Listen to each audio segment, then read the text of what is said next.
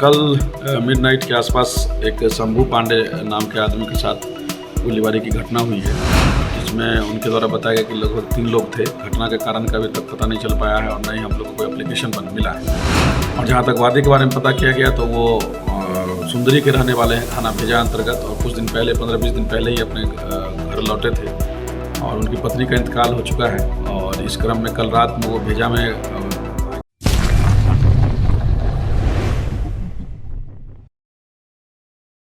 भेजा थाना क्षेत्र के एक युवक को अज्ञात बदमाशों ने गोली मारकर गंभीर रूप से जख्मी कर दिया। घटना भेजा थाना के सामने पश्चिमी कोसी तटबंध पर निर्माणाधीन NH पुल के निकट सोमवार रात लगभग 3:30 बजे की बताई गई है।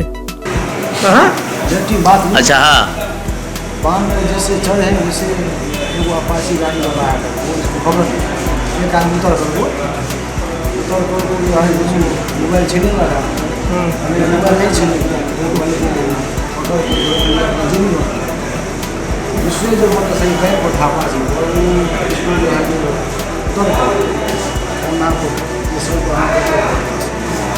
क्या गोली मारा है, क्या गोली लगा है इसका? जख्मी युवक भेजा थाना क्षेत्र के सुंदरी गांव निवासी राम गुलाम पांडे का पुत्र 25 वर्षीय शंभू पांडे बताया गया है। कृष्ण जन्माष्टमी महोत्सव के मौके पर भेजा में चल रहे 5 दिवसीय मेला के दौरान रात में सांस्कृतिक कार्यक्रम देखने शंभू पांडे गांव से भेजा आया था। मेला परिसर से बाहर वह शौच के लिए कोसी तटबंध के किनारे जा रहा था। इसी दौरान पीछे से आ रहे अपाचे बाइक पर सवार बदमाशों ने उस पर देसी पिस्तौल से ताबड़तोड़ गोलियां चला दी। शंभू पांडे की पीठ पर दाहिने कंधे के निकट 2 गोली लगी, जिससे वो बेहोश होकर जमीन पर गिर गया। गोलियों की आवाज सुनकर घटनास्थल की ओर लोग दौड़ पड़े तथा घटना की सूचना भेजा थाना को दिया।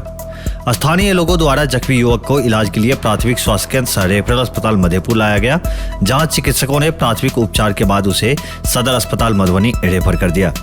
अभी इसका पेशेंट का कंडीशन अभी सामान्य है।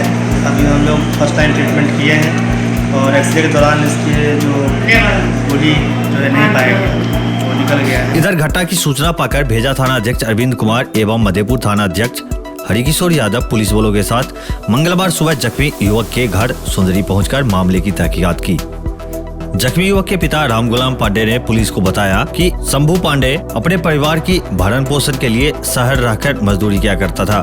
लगभग 20 दिन पहले वो अपनी पत्नी के वार्षिक कर्म में भाग लेने गाँव आया था और मंगलवार को फिर बाहर जाने वाला था। इसी बीच उसे गोली मार दिया गया। भेजा थाना अध्यक्ष अरविंद कुमार ने बताया कि जख्मी युवक द्वारा सदर अस्पताल मधुबनी में पुलिस को दी गई फर्द बयान के आधार पर FIR दर्ज की जाएगी। अलबत्ता जो भी हो, इस घटना से थाना क्षेत्र में दहशत का माहौल बना हुआ है। कल मिडनाइट के आसपास एक शंभू पांडे नाम के आदमी के साथ गोलीबारी की घटना हुई है, जिसमें उनके द्वारा बताया गया कि लगभग 3 लोग थे। घटना के कारण का अभी तक पता नहीं चल पाया है और न ही हम लोग को एप्लीकेशन मिला है। और जहाँ तक वादी के बारे में पता किया गया तो वो सुंदरी के रहने वाले हैं, थाना भेजा अंतर्गत, और कुछ दिन पहले 15-20 दिन पहले ही अपने घर लौटे थे और उनकी पत्नी का इंतकाल हो चुका है। और इस क्रम में कल रात में वो भेजा में हाई स्कूल के अंतर्गत सांस्कृतिक कुछ प्रोग्राम था, वो देख करके लौट रहे थे, जिनके साथ इस तरह का घटना हुआ है।